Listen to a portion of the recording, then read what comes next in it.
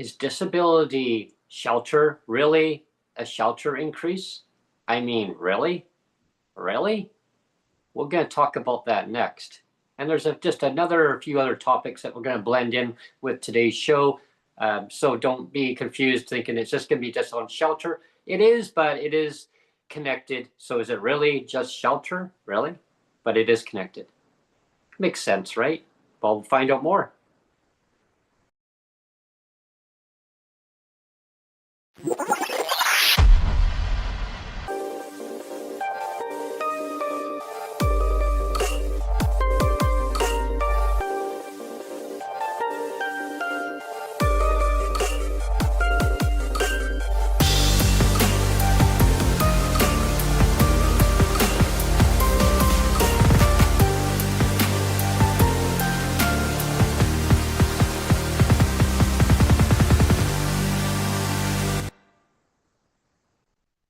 Hello, and thanks for tuning in to PWD Allies podcast. My name is Brent Frain, brought to you by Victoria, British Columbia. Well, and brought to you by Tim Hortons and Michael Bublé. Yeah, because that's where I am, in Victoria, British Columbia, the capital region. And Neil Matheson's Don't we have Tim Hortons and Michael Bublé being our official sponsor yet? Or is that only in my swelled head? Do I only think that Michael Bublé is sponsoring us? That would be nice if they were actually one of the sponsors. If you would like to be a sponsor to PWD Allies podcast, reach out to us. We'd be more than happy to promote your product and service. Neil, thanks for joining me from Surrey, BC. It's a cloudy day here in Victoria, a little bit overcast, but not too bad for a fall day. Well, a fall day, we can turn a fall into a bright day because yesterday, we'll start off first, actually, just to kind of get the big news yesterday, which was on the 13th, Thursday, the 13th of November. There was a big announcement. Sonia and myself, we got picked up early in the morning to go out to a press release out in Nanaimo, British Columbia, with the Minister of Social Development and Poverty Reduction. It was a spousal cap, and they finally eliminated, after decades and decades and decades. It's always been in place. Obviously, it was never changed. Where if you're cohabitating with another person, a partner, you're married, or whatever your relationship status is, where it would be under one check. Mm-hmm. Versus two. So they've now changed, the government has now changed the rule so that now each PWD in the household will now have each separate checks. So now they've got the dignity, they've got the respect, they've got the autonomy to make decisions for themselves. If they're trapped in a abusive relationship or they're fleeing violence. Well, to me that is the biggest win. Oh, it's a huge win. Because we talk about people being trapped in abusive relationships all the time. Mm-hmm. Yes. And that will definitely help. Just particularly that one thing. Because I have heard stories of people being trapped in a relationship because they're so dependent on the other person, and mm-hmm. So at least this helps maintain the autonomy. But what we can get to is, yes, it's a big win. Although, mm-hmm. like I told you, and I know there's lots of people that are complaining, and me too. Don't get me wrong. Is that it's a big win, but only a big win in a special use case scenario. Mm-hmm. So like it's only really helping those that, like, if you're a 2-person couple mm-hmm. that both have disabilities, that mm-hmm. it's great. If you're 2 people with both those disabilities, and then you're, like you said, you both have the same autonomy. You don't have to like have any money clawed back from your check. So and that's very special use case. It's great. And like in my For sure. with my first wife, who was in a wheelchair, that would have actually saved us, or earned us quite a bit more money, to not have to be on under one file, like to be on separate files and keep that check Yeah. would have helped. But now with my current wife, which I've had for 6 years now, and she's able-bodied, like this does nothing for me. I mean, the clawbacks are still a thing. We have Michael from investigative counsel joining us, and his comment, and I knew you would say it, is they still have to get rid of the CPP clawbacks, and I Yes, they do. 100% Absolutely. agree. Yes. Like notice on the thumbnail, I had a little Yep. unicorn, Yep. under the party cup, under the party cup, the red party cup. Yeah, the shell game. The whole shell It's the game shell of game. like hide the pink unicorn. And I mean, the pink unicorns are still alive and well because the clawbacks are still a thing. And Yeah, so it's like the how it is that when you got two PWD right now, how the old system is, because now it takes effect immediately on your next PWD check, which will be November 19th this year. It falls on the 19th. So when the government had mentioned, the minister had mentioned that people are going to benefit from this because it was just a top up. So it'd be two PWD on one check. I mean, so it's like you said, two PWD checks, it would be like kind of a bump up. Now you're going to get two full PWD checks. If you opt out of a bus pass, you're going to get $15.35 a month, a $52 value. So you get $15.35 maximum, plus any other subsidies that you may qualify for, vitamin supplements or nutritional supplements, but you have to apply for them and also have the condition in order to get those supplements, right? Yeah. So, I mean, it is a win. I mean, I must say, yeah, I mean, congratulations on the government for getting that part done. They want to slap themselves on the back, Congratulations to us. And again, I mean, it's great, but they still need Yeah. obviously a lot more that has to be done. I mean, in my view, it would have been great if they would have done all of this at once. Yeah. Like ended all clawbacks. Unfortunately, they didn't. I mean, so I take the win as the win, but Yeah. I think the clawbacks were the earnings exemption part is where I'm going to get to now. Is that part? I think it should have been done all at once. It wasn't. Where they claw back the earnings exemptions. Now, one person of a PWD will get a bump up in the earnings exemption. And the other one and again, in my case, like I said, I mean, it's great that they've increased the earnings exemption, but that only applies to me. And right now, I'm not working. So again, because I'm in a relationship with an able-bodied wife now, it has no bearing on her. Like it doesn't help my wife at all. It doesn't help her earnings exemption. So again, this ruling, well, it's great for some people. It's a very special, very laser-focused change, and it's a win. Don't get me wrong, it's a win, but it's very special use case win, and it doesn't really help. Though I mean, if you want to call it, is it fine to say mixed marriage of able-bodied versus or able-bodied and disabled couples? Can you call that mixed? Can you call that mixed marriage? I don't know.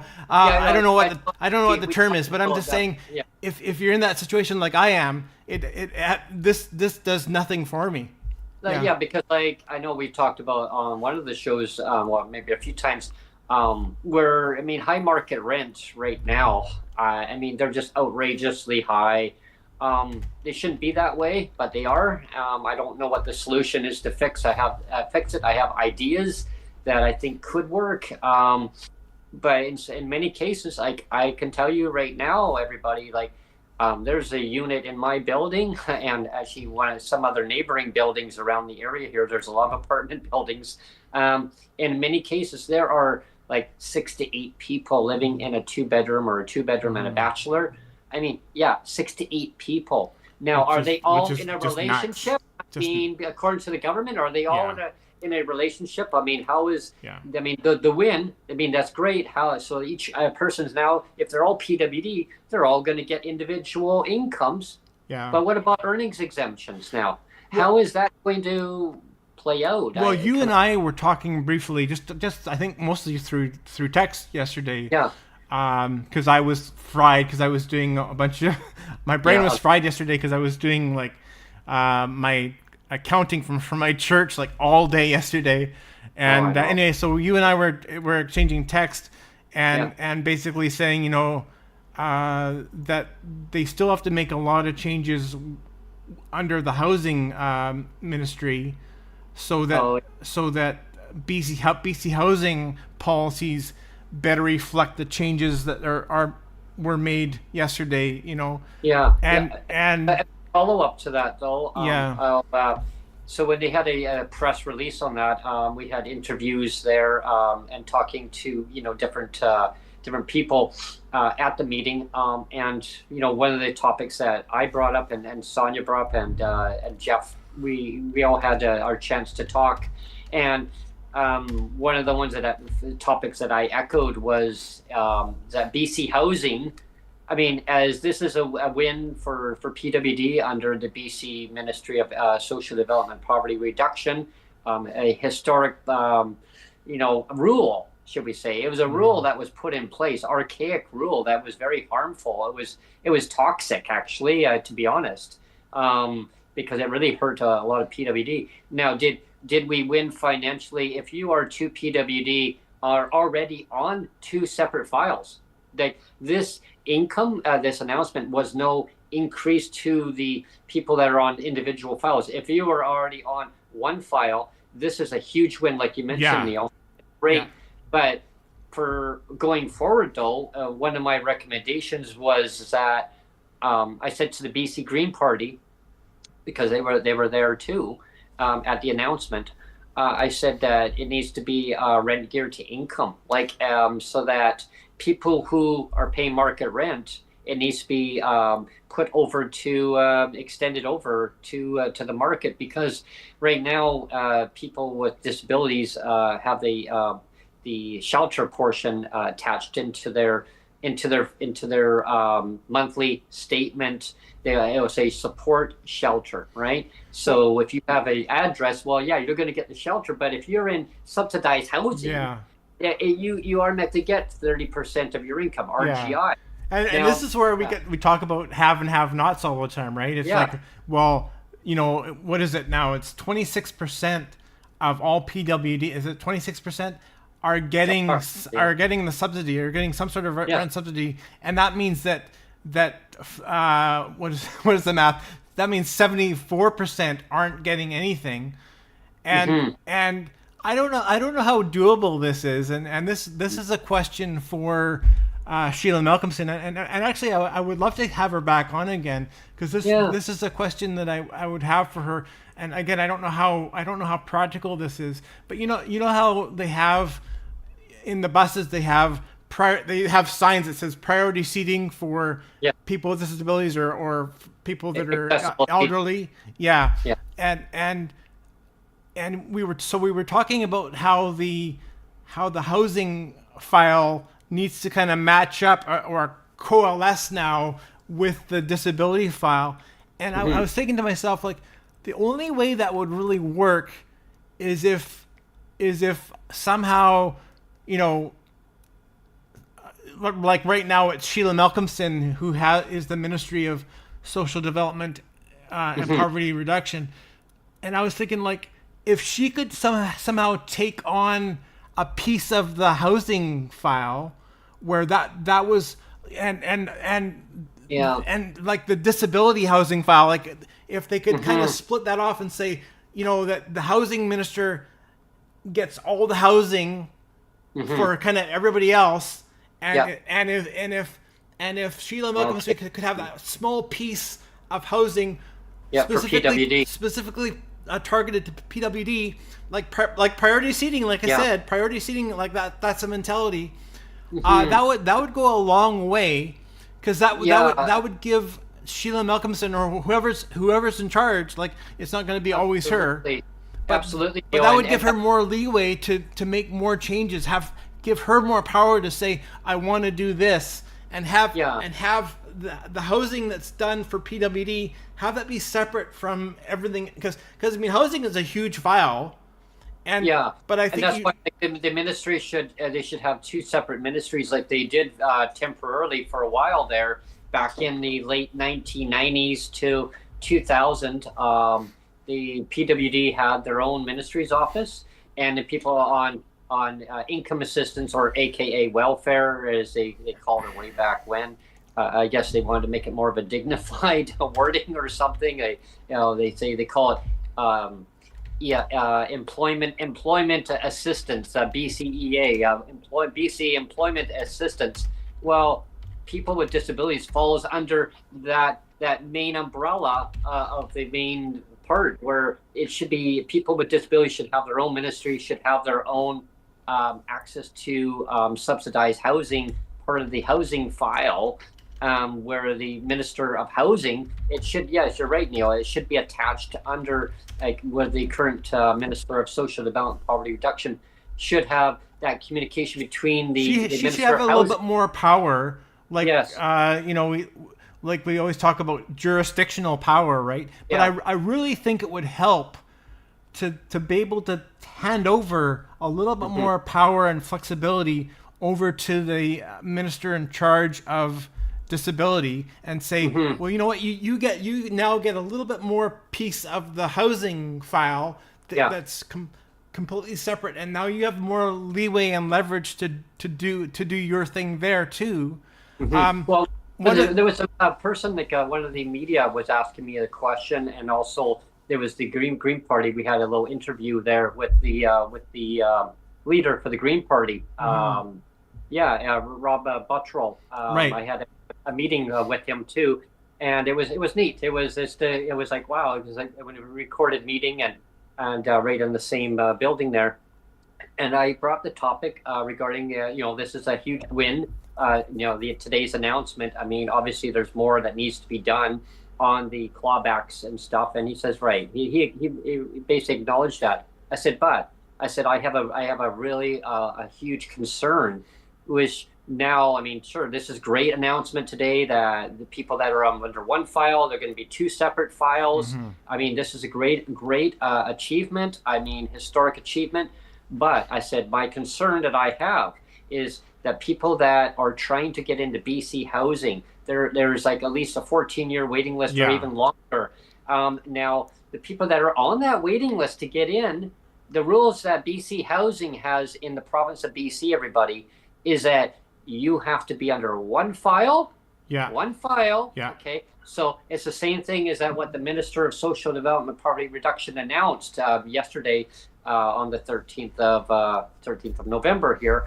Early in the morning, it was a great announcement, but BC Housing is messed up. Like, they still have that policy in place where now it doesn't count for people in going into BC Housing. Yeah, and this is where I'm talking. This is where I'm talking about that priority seating idea. Yeah. Where, like, if you have priority seating on the bus for people with disabilities, and like I said, if Sheila Malcolmson or whoever the minister is had a little bit more leeway to say, I get to have this little piece of housing that's specific for priority PWD, then maybe that those things would change, right? Yeah, because in the market housing, like, I mean, with that announcement, if you're two separate files, like, there is no you don't get any financial increase. And now people in subsidized housing, you've got that policy still in place. So sure, you get to pay rent geared to income, but you still got that other hurdle that policy is in place. Now, obviously, advocacy wise, I'm going to push the ministry, and the government to increase the rates, immediately. I don't see them immediately doing it, but we'll use the word. It needs to be increased up to no less than poverty level financial support. Rob did mention at the meeting that it's no less than $2,000 is what the rate should be. Well, we know that the market basket measure is even higher than two, but I mean that's kind of the point that he made was people should not be having to suffer. They should not be having to live in poverty. Yeah. Poverty should not exist. I mean, rent guaranteed income, I still think it should be extended over to market housing and Yeah. just get rid of the No, for barriers, sure. Yeah. because that way people, can thrive. I mean, if if it's average rent that's out there right now, I mean, rents. I was watching on the news hour and a lot of articles on social media. Oh, rents are coming down. They're Yeah. coming down from the top end. They're still Yeah. really high. They're still There, high. Yeah. you can't even rent on a whole PWD check, let alone anything else. And I, the market just is Yeah, messed I up. wanted to get back, if I could, Yeah, just a little bit, sure. because Michael, again, is in chat, and he had a good comment. And again, this is going back to the whole clawback Mm, question. Like, he's big on clawbacks, just like I am. yeah. We're both like talking about pink unicorn clawbacks all the time. Well, we And got lots of big unicorns, like, his comment is it's catch 22, and he says it looks like this. If you are on disability and suffer clawback of federal benefits, you are not eligible for the safer rental assistance, so you are left with just $450 to $500 a month for rent. right. Yes. So I mean that is the ultimate catch 122, right? Is that Hmm. you don't actually qualify for any subsidy. Hmm. Yeah. Yeah, So and and that is something that I remember once upon a time, and I've talked on the podcast before regarding my late mother. Actually, my mother and my mom. uh, but my mother, my mother hadn't gone through that. My mom did, and my mom I call is because I was brought up by my biological mom, who, like, I got to know her, but my adopted mom, she had gone through the Safers program. I had told her, like, maybe there's some kind of program. I didn't even know at that time what it was called. One of my neighbors actually had brought to my mom's attention, and I said, I think there might be a program out there. And she said, yeah, it's called Safers. Our neighbor told me about it. I said, okay. So she went and applied for it, and it was at the time it was a government official that represented the file for seniors, and but they also represented a file for PWD at the yeah. time. Well, I wasn't even on PWD at the time. I was working full time, doing a job that I was able to do at the time. I was having obstacles at the time, and of course, I look back and I say, well, deja vu, like, wow. Between then and now, it's like, wow, I was able to do all that, but now, Yeah, the me body too. It's says just no. yeah. Yeah, now the body says, wow, Yeah. you surely taxed yourself, didn't you? You But you can't know do that what? anymore, Brent. You can't do that Yeah, anymore, Neil. you know, and, Surprise. and my mom, well, I argued with my mom so much, and I can't take back with things that I said to her, and but there was really tenseful times where it's like, well, if you don't like what I'm saying, then move, right? And I Yeah. said, well, move to where? And Yeah. market rents. And I was looking at it, I'm like, whoa, that's pretty high. And I said to her, well, you can afford to pay the rent now because I'm only billing you 30% of your income, Brent. My mom Yeah. didn't even knew about the 30% issue back then. And so, yeah, like 30%, I was like, wow, okay, I've got more money in my pocket. I can go and buy a mountain bike. I can buy clothes. I was buying my own food and paid for my own phone line. Like, I mean, she had her own Yeah. phone line. I had my own phone line, and because I didn't want to tie up her line, and I was being very independent, and I liked that.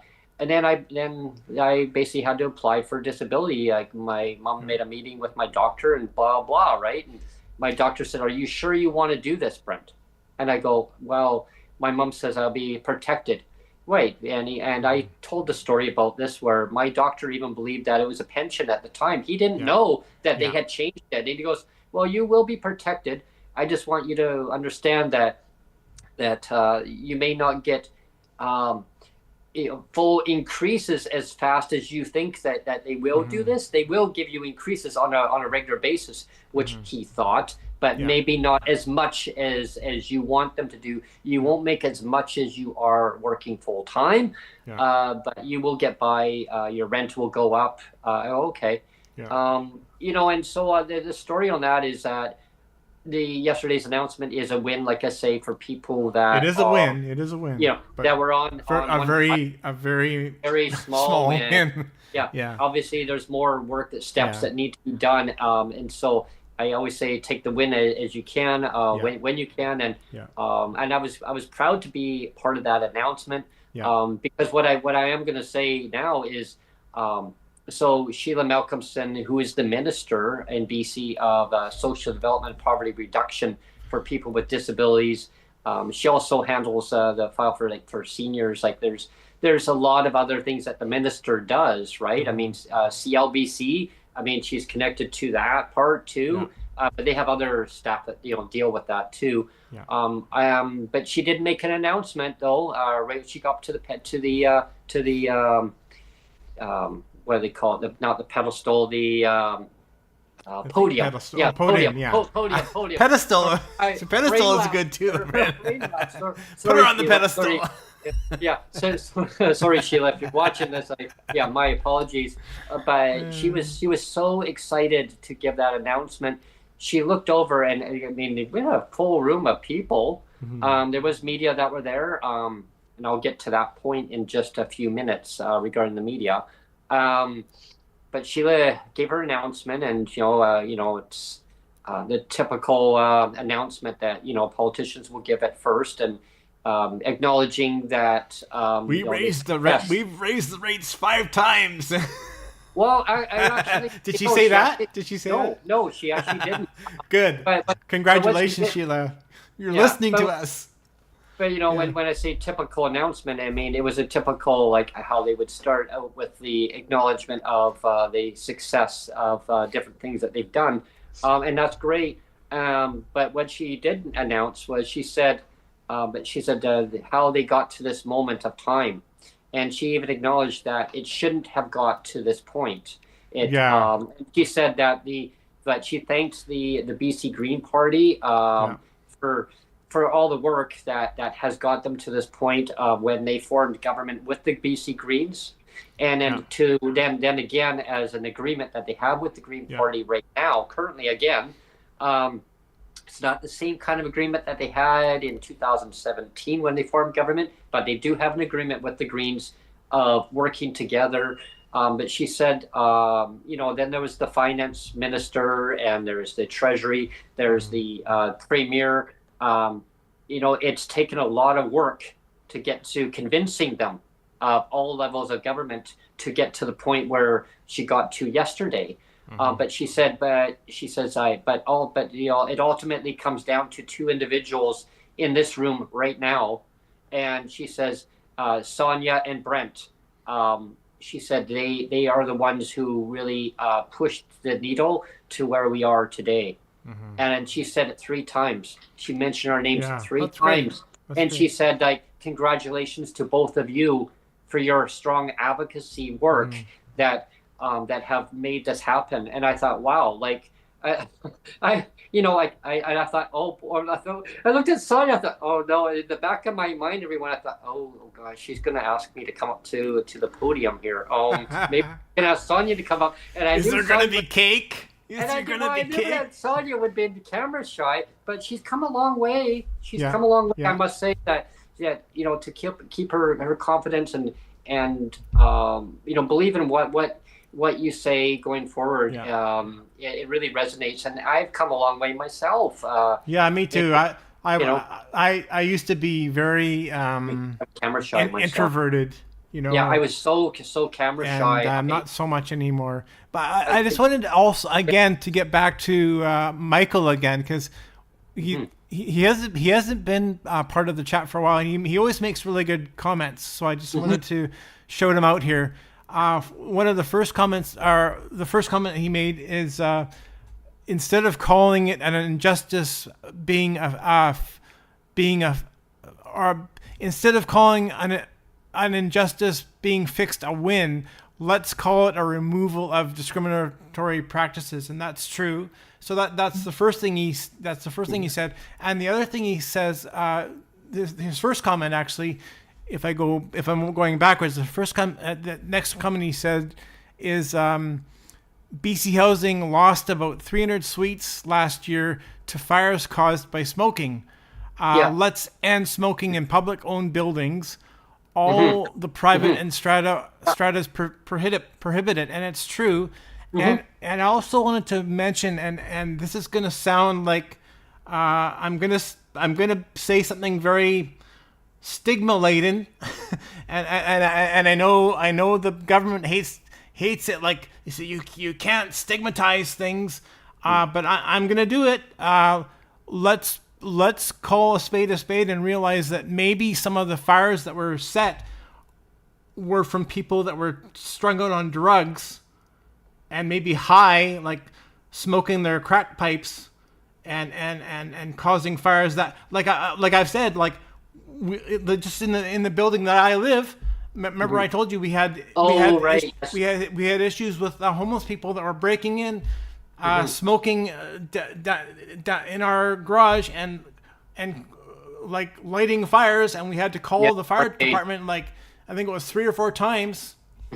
And there was all kinds of like I said, needles and human feces and a whole bunch of garbage. And anyway, I'm just saying, like, that's kind of what bugs me is let's not be afraid. I mean, on one hand, I can agree that you shouldn't stigmatize people if it's avoidable. But you know how, again, we've talked about this before. I mean, I'm old enough, and you're old enough to remember like the 80s and 90s when, especially in the Reagan era, where the where it 80s, was, where it was like just say no to drugs, or like when you talk about smoking too, they have you know you look at a carton of cigarettes, and I mean I don't smoke, but you know you have on the carton of cigarettes you have a picture of a black lung and said like this is what happens when you smoke, you know, so that is a version of stigma to prevent you from doing something that's very unhealthy. Like, because I mean, you know, that's why they put a picture of the black lung on a package of cigarettes, is to discourage you from doing a bad thing. And I don't know why the government is so averse to saying like we can't stigmatize drug use. Well, why not? Why don't you want to stigmatize drug use? Because that's a very bad thing, and it's costing public funds, public taxpayer funds, like probably in the neighborhood of billions. You know, like. Well, I'll give you an example. Why not stigmatize it? Yeah, I'll give you an example. Like I'll mention about I mentioned about media. I'm going to mention about that. Then I'm going to jump over to the topic that we're talking about right now. So there was media that showed up, but unfortunately, a lot of media at the time yesterday were actually covering Mark Carney, his arrival into Metro Vancouver on Thursday. He was actually in the Metro Vancouver giving an announcement about infrastructure announcements. So a lot of the media were covering the story of Mark Carney there and David Eby, the Premier of BC. So they were covering the story, what was going on there. We did have some media that was at our announcement for the MSD-PR minister in BC. Some of the local media, Nanaimo, some of the news media there, and some of the other media from Victoria. Unfortunately, some of the news that got out there, and that's great to the media that did show up. You know, if you would like to reach out to any of us, please reach out. I mean, if you're watching this, I'd love to, you know, tell you a little bit more about lived experience of my viewpoint of where I saw that the success or the removal of the cap, the spousals cap, and where I'd like to see things going forward. Lots of advocacy work that needs to be done and fixing things that have not been dealt with since the whole system was built, really. You know, and my vision of where I would like to see things at for residential, for PWD, or people with low income, seniors. I mean, we can't, you know, everybody, we can't forget, and we talk about seniors. I think I should be talking even more about seniors on the podcast because seniors are seniors. People with disabilities are seniors. I mean, they have disabilities as we get older. Does it all have to end at 65, or as the federal government 74 or 65, 75? They keep changing the goalpost all this time, and Mm-hmm. oh, you get more money when you're 75 or 74 or 75, but you get less money when you're 65. Like really, do we have to keep pinning people against people? Like, just Yeah. give people a dignified amount. Oh, well, government can't afford it. Yeah, you can. Just tax the freaking billionaires. It's not difficult to do that. But getting back, though, I'm sure everybody's probably seen it on the news or you heard about it. I know maybe Neil, you might have seen it. I know recently in Vancouver, BC, along Granville Street, notorious for calls from the local fire department, the EMS, emergency, services, showing up there at a hotel that used to be, um, quite a thriving hotel. I mean, Mm-hmm. for tourism, and the government bought it. The government bought it from the hotel company and converted it into supportive housing. Now there's a pub, like a bar underneath it, an Yeah, owner who I've owns heard it, about. Yeah. and I mean, he says the restoration work has caused so much damage to Yeah. his business, into the millions of dollars it's going to cost, Yeah. and he said it'll probably never get fixed. Yeah. People probably say, well, why don't you just move? Why don't you just move your business? Yeah. Well, that's his business. I mean, Yeah. but the problem is that the EMS has been called there over 2,000 times. Yeah. For 2,000 I times. mean, even our provincial government is been on record several times now, admitting that Mhm. that space was never intended Yes. as a social housing complex. Hmm. And so if it was never intended as a social housing complex, why in the Yeah. is it a social housing complex? And if it was never intended to be one, like why force it in there and say, oh, like, we're gonna make it one, even though it was never intended to be one? We'll just make it one, right? Well, it almost burnt down. I mean, and I mean, they lost units and they had to Yeah. rebuild other units. And it's just been a revolving area. And I guess my huge question is, okay, so supportive housing, where are you going to put the individuals in that housing Yeah. next June? Apparently, Intense. in Intense, June of Brent. 2026, they're planning on closing it down. Now, just Maybe wait, they can they can buy everybody an RV. Maybe that's cheaper. maybe. Just Yeah. buy everybody an RV and then call it a day. Well, especially if the government's not going to be even raising rates for people in market housing. I mean, I fear that, with the more to do, that narrative of there's more to do. Well, it gets to a point where how much more to do? How long do you have to wait till they raise Yeah. the rate? It's like, again, my corporate manager always reminds me, well, so yeah, I mean, now so you're going to be going to this announcement. Well, that's great. When is that? So I say blah blah, and so we went to it. Well, I mean, I could just imagine the words that are going to come out of the manager's mouth. So are they going to raise the rates though? I mean, they're going Yeah. to. I could see the government saying that, oh yeah, hey, we did this. It's more money in your pocket. Yeah. Well, that's great for the And people that have that's true. one file. Yeah, That's one true. file. But And again, it's for a very special for a use small case. segment. Yeah. But if you're individual files, there's no renting, there's no increase. The Yeah. cost of living, I mean, Yeah. way above the roof. I think everyone can agree on that, Mhm. that the cost of living is way up there. I mean, your rent and your mortgage payments are up there. Yeah. But the government, there's no increase coming in. So I always say, how do you get water out of a cloth? It's like wringing a cloth. You got water in there. Eventually, you wring it. There's no more water coming out. Oh, there's one little driplet. Oh, eventually, there's nothing. So there's a problem there. And I think if it was rent geared income, it's going to put more money back into the person's pocket. Yeah. They can actually put more money into their local community. They can thrive. And also, I mean, having disabilities, there's extra added costs that are on top of that. It's the crip tax. It's the crip Yeah. tax. And one thing that was mentioned, Sonia mentioned, to the BC Green Party. I must mention this, everybody. Mhm. She said people having to crowfund she mentioned to them, and because we had a chance of having a media blitz, should we call it, right? I mean, it was like, what she would like to see happen, and she mentioned people having a crow fund for help because the government hasn't increased the rates up to the cost of living, like up to no less than poverty level financial support, and I mean jaw drops. There was jaw drops, and I said, yeah, I said like they have to beg people for help, and there's no guarantee. They're in there. I mean, I've witnessed. Well, but and I mean, I've said this before too. Like Yeah.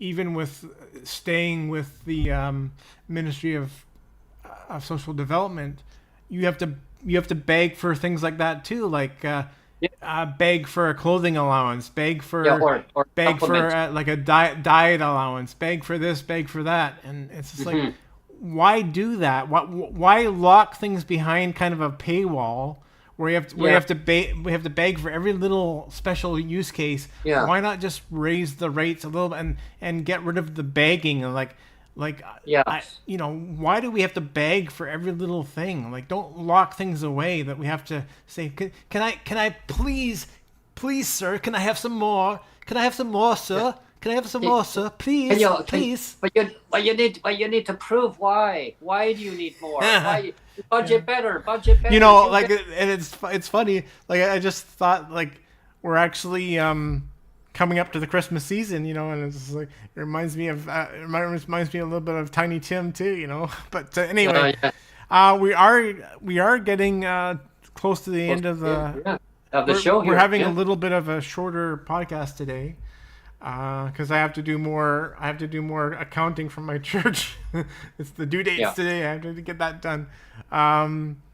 But yeah, it was a good, and we kind of went a little bit off topic because I think you wanted to talk a little bit more about the COVID thing, but we kind of talked about that already. Yeah, we're going to be covering a little bit about that. I got Gemini, the virtual Gemini, Google Gemini. I hope everybody enjoyed that segment. There was some glitches. There was a delay, Gemini doing that. But apparently, I guess it's just because Gemini even says they has to access the server to get the information and then relay it back. The longer your questions are, the more it has to think. Yeah, and it was interesting where Gemini was able to gather information for me of the reasons why COVID, the supplement, what happened with that. So it'd be interesting to hear Gemini's take on that. And of course, this is going back as past tense now, however, of the supplement, but it had a ripple effect of today's decision making, of people with disabilities in BC, of what they were able to do then and how it still affects them now. Right. And that's why I figured it was so important to maybe get Gemini to kind of go over that. And I asked Gemini if Gemini remembers where I left off. It's absolutely. So Gemini is all geared and it says reach out when I'm ready to get things going. At the end of the day, it comes down to pink unicorns, right? I mean, there's lots of pink unicorns. If there's one thing that I'll have on my tombstone, it was like, here's the man that that fought for pink unicorns, or fought against pink unicorns, I should say. And but yeah, there's still so many pink unicorns in government policy, and like I've always said, we have to kill every one of them, and there's still so many of them. And I know that Michael in chat will agree that all these pink unicorns have to die, and there was a one win, with this with the spousal clawback, but it didn't go far enough, so the pink unicorns are still there, unfortunately. Michael, he's probably still in chat, and anybody else watching. When I say it's a win, I think they could have actually done a lot more all at once. Yeah. I mean, it's great that they did what they, the announcement that they made. But financially, it's like you mentioned, Neil, it's going to go to a small portion. Yeah. With the cost of living, I think they could have actually made an announcement even at the time saying, and we are going to be raising rates and projected at a certain month, because December 1st, they say that this takes effect. And then January 1st, it was about it's about the earnings exemptions that are going to take effect for based on two people at PWD, but they say one person of the PWD within of the family unit will be able to make more, and the other person no. Oh, So really? again, yes, Oh, yes, wow. So it's still you're still playing that's what I'm have and saying. have nots. Yeah. That's that I didn't hell gate, realize right? that. I didn't Yeah, realize yeah, that. Wow. yeah. So that's another part that needs to be Wow. obviously worked on. So the other part is a win, but the other part Yeah. is the claw. It's like a clawback, and Yeah. I think that's why a lot of advocates right now are seeing that and saying, "Hey, hey, Yeah. there's still that clawback." So I Mm-hmm. mean, there's obviously more advocacy work that needs to be done to hold the government to account to fix these things.